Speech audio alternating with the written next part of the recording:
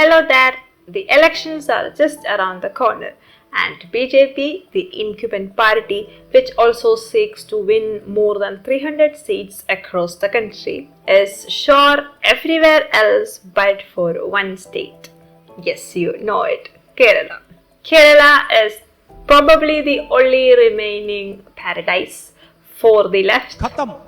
And the people, including the BJP, is wondering if they can ever become a prominent figure in Kerala's politics. I want to say that this is not a video where me as a right-winger rooting for the BJP's victory and also rooting for BJP to open at least one, if not 5 seats as they are claiming.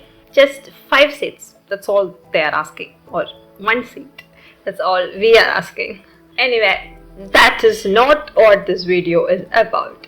This video is an objective analysis on why the BJP, representing the right wing in this country, is successful everywhere else except for Kerala. Now, I could go into the economic and political part of it and present a case to you using all the numbers and statistics.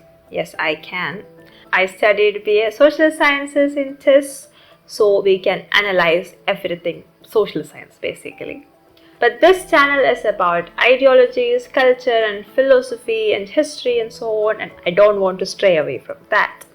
So this video will be about the history of left politics in Kerala and the question whether there was a shift in the said left politics here. Why are they not able to cash it in?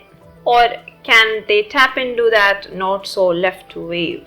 If it is there, that is what we will see in this video. So let's go. A very important historical tidbit is that in the elections right after the emergency period, the Congress lost everywhere else in the country except for Kerala. R. Karunakaran had a landslide victory in Kerala just after the elections. Now, I don't want to go into the details of that, but the point is the most important players in our freedom struggle and right after our freedom struggle in the state were CPIM and the Congress. Now, in 1957, the first ministry came into power in Kerala, which was a communist ministry under EMS Namboodiripad. They introduced 2 very prominent bills in our state assembly. First one is the Education Bill of 1957 and the second one is the Agrarian Relation Bill or the Land Tribunal Bill of 1957. Now, according to the Education Bill put forward by Joseph Mundasheri, it actually represented these things. Basically, it meant creating a standard for the selection and recruitment of teachers, the payment and the syllabus taught to the students. Kind of nationalized or brought the education under the state's control. And the salaries were paid by the state and the power was given to the state to control and regulate private educational institutions. That was the Education Bill. And when it came to the Land Tribunal Bill, it was introduced by K.R. Gauriamma. It is also a very interesting bill. It included fixing a ceiling on the amount of land that a family could own. That is 15 acres of double crop paddy land for a family of 5. And if you had more land than that, it was taken over by the government and redistributed among the people who did not have land. It gave tenants the right to buy their land from the landlord. Another very interesting part of this law was that evictions were no longer possible. That is, if you were living in a particular land for more than a few years, or if you were traditionally living there, even if it belonged to somebody else, you could keep that land according to this law. So basically it meant a very fair redistribution of land where nobody had too much land in their hands while other people were landless. These 2 policy changes really drove Kerala into an era of social equality and economic equality. But beyond that, the left communist governments could not do anything much. The agricultural growth just did not happen, it just went downwards.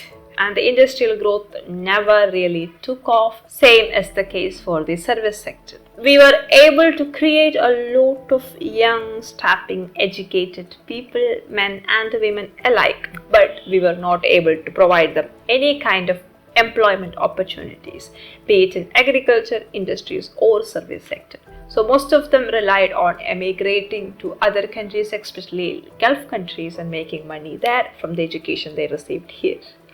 Or we depended on a lot of illegal trade like elephant tusk trade, poaching, timber, sand mining in the rivers, a lot of quarries in the hilly regions to take all kinds of things from the mountains, so on and so forth. So that kind of gives you the context of how the things were and still are in Kerala.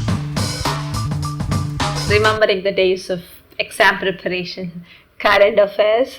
Anyway, CPM has been ruling Kerala for 8 years now under Pinarayi Vijayan, and it's an era of incredible corruption and lawlessness in the state after that. It's so bad here that every day we wake up listening to a death. Either it's because of some wildlife attack, or it's because some CPI member or SFI member or DYFI member decided to kill somebody randomly, or it's because of the deep economic crisis that we are in, which is prompting people to commit suicide almost every day now. And our ministers are in some other planet. Basically, they have no idea, or they really don't care about what's happening here. They are just roaming around in luxury buses. They are rebuilding their offices over and over again with all the money. It's like mudinga corruption here. കമ്മ്യൂണിസ്റ്റുകാരെ കൊണ്ട് തോറ്റ് പുറത്തു മുട്ടിയിരിക്കുവാണ് ഇവിടെ. No രക്ഷ at all. വെട്ടിപ്പ്, കൊലപാതകം, തല്ല്, വെട്ട്, ഇടി എന്ന് വേണ്ട, എല്ലാം ഉണ്ട്. Sorry, I went into a Malayalam rant for a moment there. But as you can see, the situation is really bad. We are in deep debt crisis, deep economic crisis, deep social crisis, deep political crisis. I might go into another Malayalam rant, so let's come back. By the way, if you are interested to know more about the crisis that we are in, I can definitely make a video on that, but let me know in the comment section. I'm genuinely asking. So just to recap, politics is shit, economics is shit, and religion, well, you know how secular we are. We prove that beyond any reasonable doubt by showing you the overwhelming presence of IS, PFI, and how the government is dealing with the Sabarimala temple issue and the overall context of the Sabarimala issue and so on. It's very secular here. There is no safety, be it for men, women or children. There is no growth, there is no freedom or liberty. Well, we still have freedom and liberty, but we have cheated ourselves into thinking that a left government will ensure us our freedom and liberty, which they don't. They really don't care about that. Truth be told, this was the situation when the left government was running its first term. So why did we ever have a second term? That is really the question that we are all wondering. I could give you some statistics where the votes in Kerala is divided communally, and the Christian and the Muslim vote banks are prominent and they drive the elections here, and Hindus don't have a vote bank.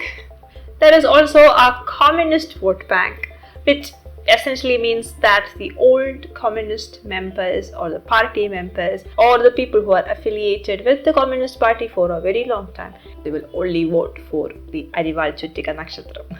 But we are seeing a shift in the Christian vote bank, because the Christian vote bank is becoming much more moderate as they are learning the lessons the hard way.